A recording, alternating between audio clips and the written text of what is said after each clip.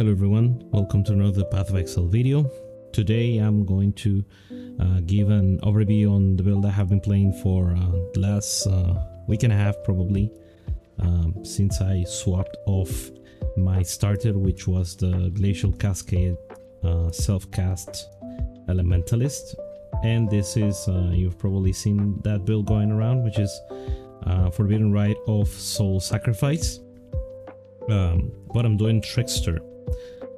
Just because I wanted to do Trickster. I really like the ascendancy, I like the quality of life that you get, the recovery on kill from Polymath. I like the ease it has to cap spell suppression, as well as the extra mitigation from spell suppression, getting a lot of scaling both evasion and energy shield together, and you know, getting overleech, especially for a build such as this that uses energy shield as the way to cast the spells, which means that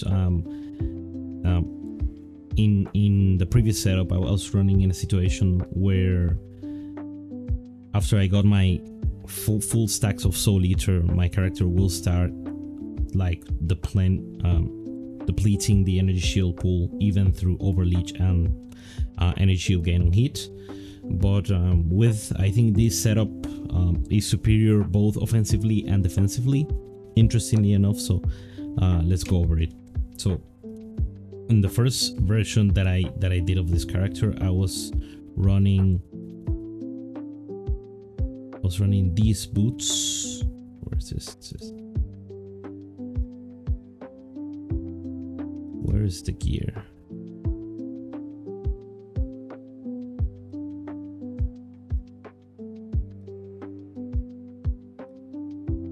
Okay, yeah, so I was running these boots, plenty of energy shield, movement speed, and resistances, and the shield and a Stygian Vice, all of that to get like the shock avoidance through Storm Shroud and stuff. Now this had me at like almost 12k ES, but that was exactly the issue, that after you get all of your Soul Eater stacks, your energy shield starts to go down very, very quickly. Because you're spending it, you know, to cast.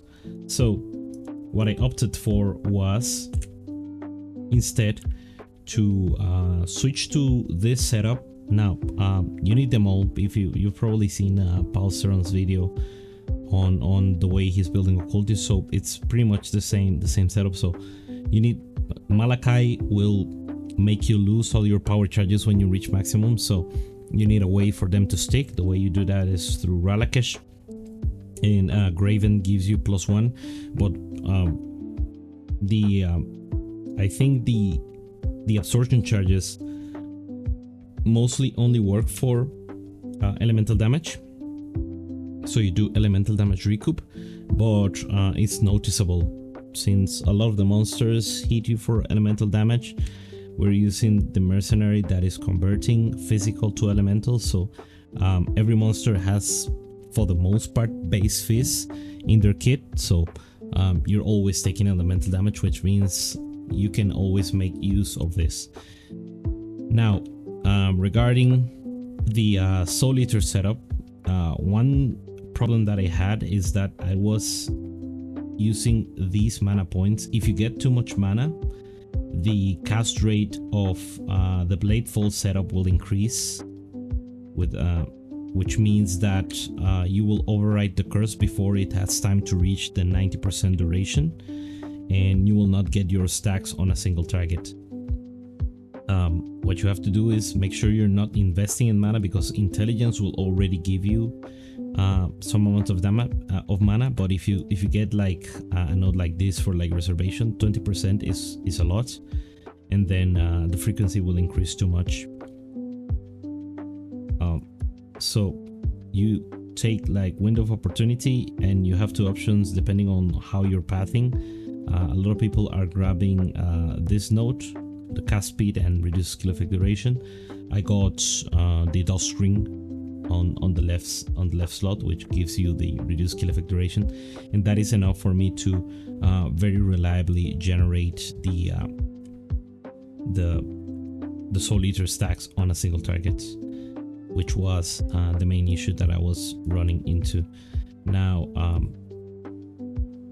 another thing that I'm doing here is, of course, the rune graph of the fortress for the 40% increased global defenses. We're scaling all of our damage through energy shield. I'll start getting more of these tattoos of extra energy shield. I'm using this mastery to cap the needs of dexterity because I'm running grace. And yeah, the most part is standard. You know, you go all the way here for the power charges. You grab this, you grab this, and because of the way you're pathing, you can grab all like reservation efficiency if you want to do different aura setups. Now, inner conviction dominus is very standard as well for any power charge stacking. The other two things that I'm doing probably different is this cluster. Occultist already has the pops, but as a trickster you don't have that, so you get this one. Unspeakable gifts gives you the 10% chance to explode enemies. It procs every now and then, and when it does, it's decent enough. And then this one, which is hinder to make enemies take increased damage. And this one is also pretty good. And the jewels are, for the most part, crit multi and energy shield jewels. Speaking of, yep, pretty much. And this one, because we're a trickster, we can make use of something like Essence Rush. 40% damage while leeching, we always are, and increases attack and cast speed while leeching, which, you know, is decent. Same thing about Light Eater. 30% maximum, 30% maximum leech, and damage while full on energy shield with the absorption charges. With the we have leech, we have this note that allows whenever we suppress to make energy shield start to recharge. Same thing here. And also I have the Watcher's Eye. Where's it? This one. So this Watcher's Eye, which is energy shield gain on hit with discipline. This is especially good when you're doing as many hits as we are with this build. And for Wither, we're doing Balance of Terror with Despair. So you cast Despair once, and then you, for the next 10 seconds, you're gonna inflict Wither. Every hit you make will inflict Wither. We're shooting around 5 projectiles, which means like one single cast will probably 2 or 3 casts will stack the maximum amount of Wither that you need on the character. One thing that I'm yet to solve a little bit is resistance. I'm not capped on cold. I'm using elemental flasks regardless. So, you know, during mapping is not really an issue, but, you know, in a single target scenario, then cold damage is definitely gonna be a problem. But that is because I just recently switched to this setup, whereas I had all the resistances I need in my previous setup. I'm lacking some of them here, but it hasn't really been an issue for mapping at all. The other thing that I incorporated very recently, and I'm still leveling these 2 gems because, you know, I had slots to spare, is using Animate Guardian with mid shield and minion life support. And the AG gear is actually here in the POB. So it's Dying Breath for extra damage. This is what I tested. If I find he can survive, especially doing, you know, boss encounters, which is the most important part, I will upgrade this to a Kingmaker. Then I'm doing Leercast, another increased damage. Doppelganger, so this, whenever he takes a hit, he will regenerate 10% of his life, which is 15,000 HP, so it's quite a bit of regen. And then boots for... Oh, I should have crafted items on these gloves or whatever. You have to make sure that you have modifiers on your items. This could have a little bit more life, but you know, it is what it is. So these gloves have unnerve on hit and hinder. Hinder doesn't apply because he doesn't do spells. And these boots have brittle ground and life regeneration rate, which is very good in conjunction with the doppelganger. And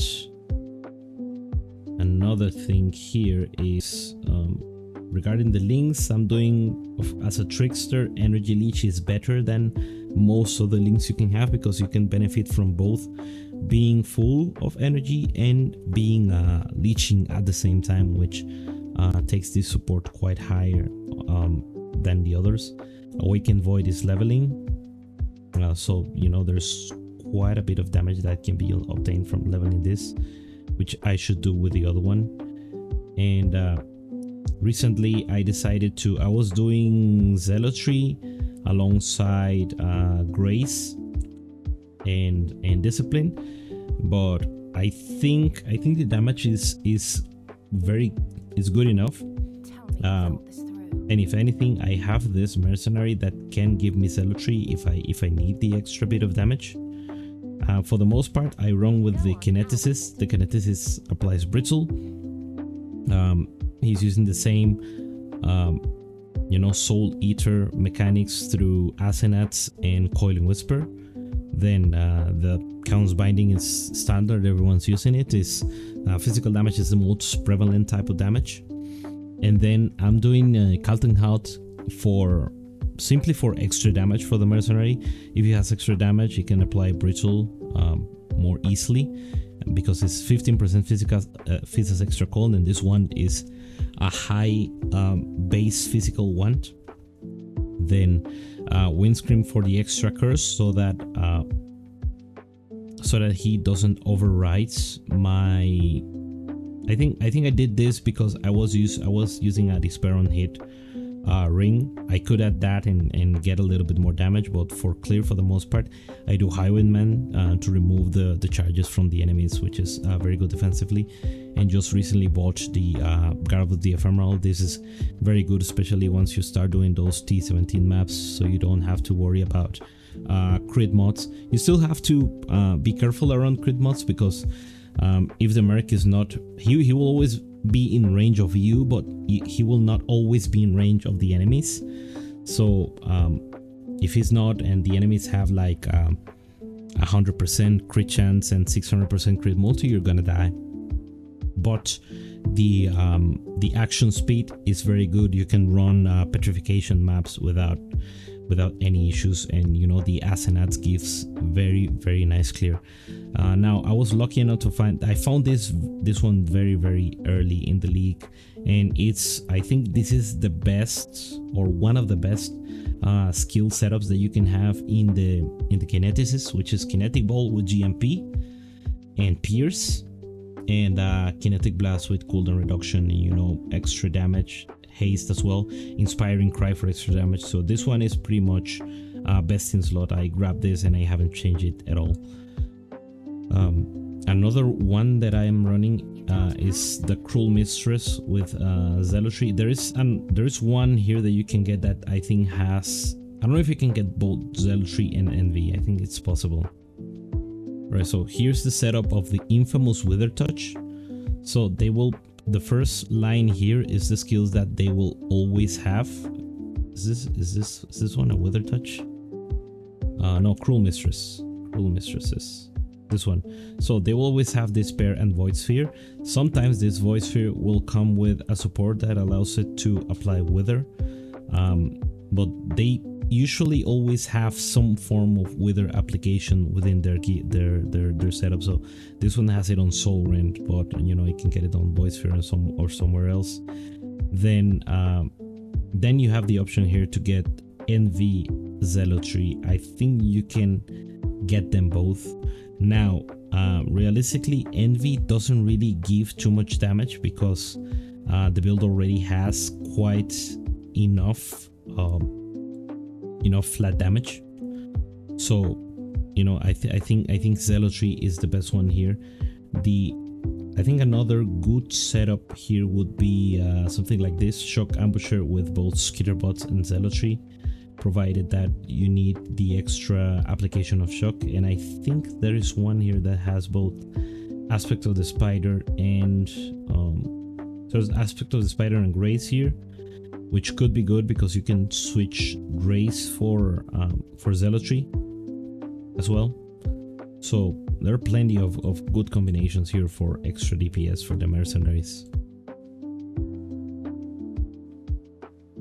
So regarding the gear, the important bits as a trickster is that you want to have a necrotic armor with very high evasion energy shield, and then of course you want the suffix here for spell suppression. I haven't quite been able to craft that version yet, and this one is pretty good.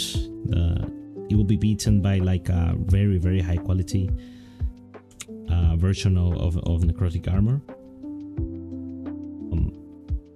But in general, this is decent. The helmet can use some work. Same thing about the gloves. So there is plenty of ES to be gained there. Same thing about the ring. Another thing that you can get as an upgrade is there is this new jewel called this one, Bound by Destiny.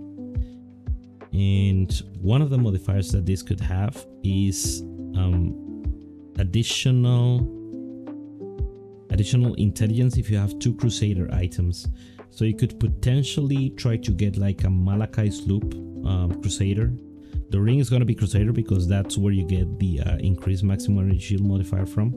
So if you do this and Malachi's Loop, you can get 15% extra intelligence, which, you know, it's an extra bit of ES on top of what you're already getting.